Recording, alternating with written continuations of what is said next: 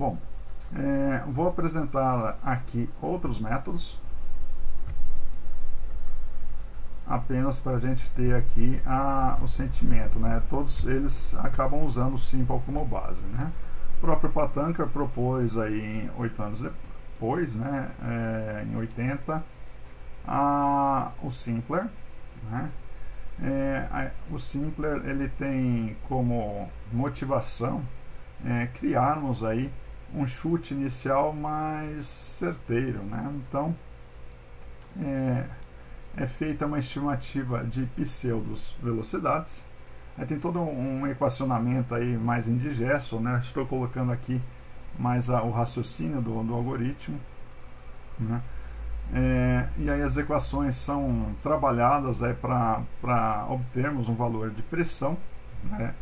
E uma pseudo pressão, então, ela é utilizada aí com base nessa pseudo velocidade obtida, né? Então, uma série de simplificações e premissas são colocadas aqui para que isso seja possível, e essa pseudo pressão é utilizada como arbítrio inicial, né? Então é feito uma série de considerações, um esforço enorme aqui para gerar um ponto de partida um pouco mais certeiro, né? Essa é a ideia do método, né? E aí ele prossegue da mesma forma que o Simple, né? Calcula-se na vez Stokes, é realizada a correção do campo de pressão, cálculo do campo de velocidades, é verificado conservação de massa até que o resíduo de massa seja menor que uma dada tolerância, né? Então aí o algoritmo ele se repete dessa forma, né? Então o Simpler, a principal diferença aí é uma tentativa de um chute inicial um pouquinho melhor.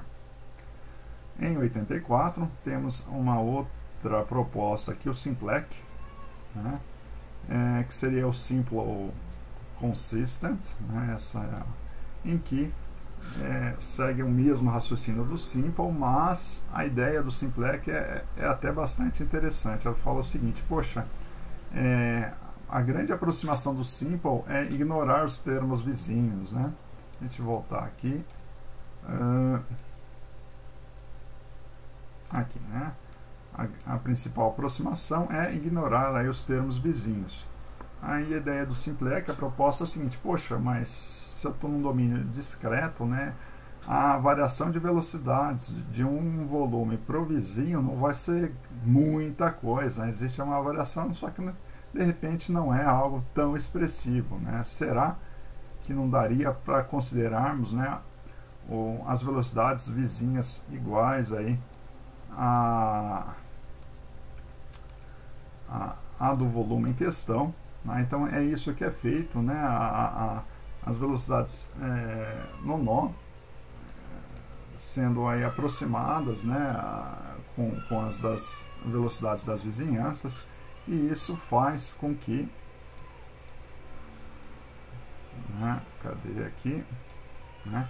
Então fazendo esse camarada aqui, né, o vizinho igual a do próprio elemento, né, eu posso passar esse termo que está do lado direito do sinal de igualdade para do lado esquerdo, né? Então isso aqui passa subtraindo, deixando ele em evidência, fica a IJ menos a somatória de ANB, né, que passa dividindo, formando aí esse termo aqui, né? Então a diferença do Simplec para o Simple na correção de pressão é justamente essa subtração a mais aqui que não existe no Simple, né?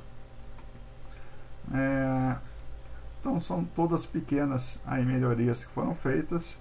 E em 86, com o piso, nós temos uma estratégia completamente diferente, assim, uma ideia um pouquinho, né, com base no Simple, mas um pouquinho mais robusto, porque no mesmo passo da iteração, a correção ela acontece aí pelo menos aí 2 vezes, né? Então isso torna aí esse algoritmo bem mais robusto aí, né? Então ele é dividido aqui em 3 etapas: preditor, corretor 1, corretor 2.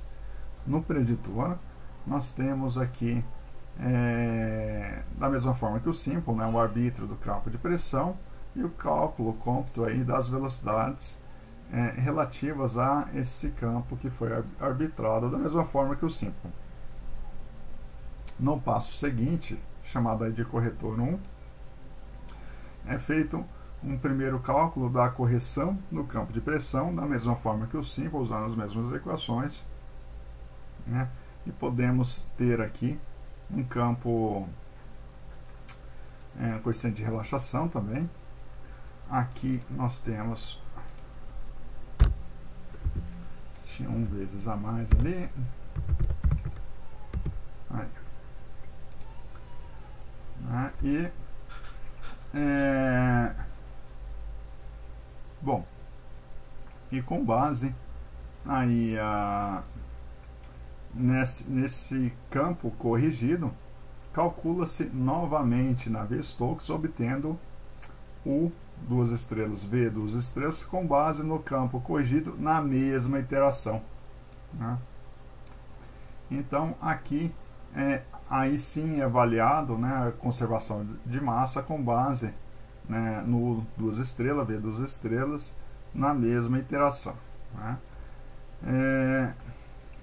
E aí passamos para a segunda correção, seria o cálculo do P, 2 linhas, e nesse cálculo, né, é usado aí também os vizinhos aqui, né, como no Simplec, para o cômputo dessa correção, né?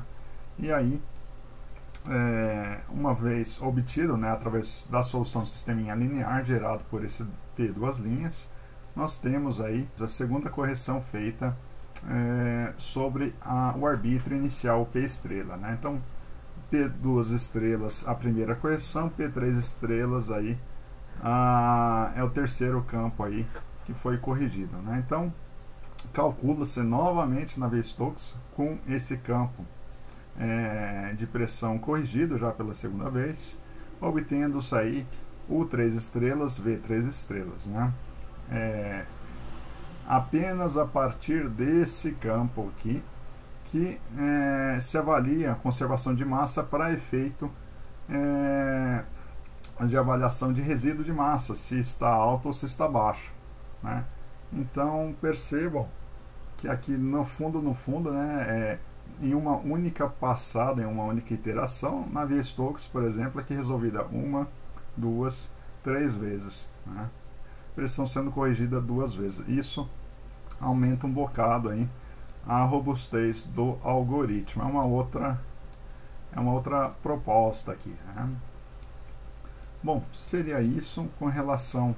Esses são assim os principais aí métodos, né, que se tem com relação à tratativa do acoplamento pressão-velocidade, né? Precisa um tempinho aí para se familiarizar com as equações, mas a ideia eu penso que esteja bem tranquila, né? É isso aí, gente. Obrigado. Boa tarde.